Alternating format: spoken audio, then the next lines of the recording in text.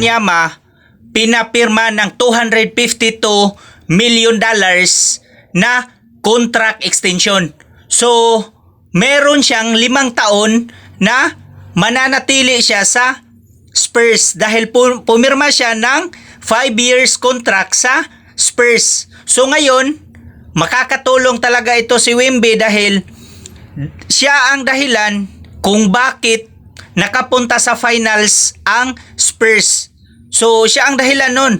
Kasi kung wala si Victor Wembanyama, hindi makarating sa finals ang Spurs.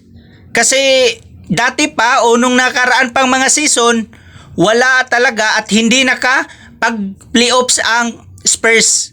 So nung dumating si Victor Wembanyama, automatic nakapag-playoffs kaagad ang Spurs. So siya ang dahilan kung bakit lumakas ngayon ang Spurs.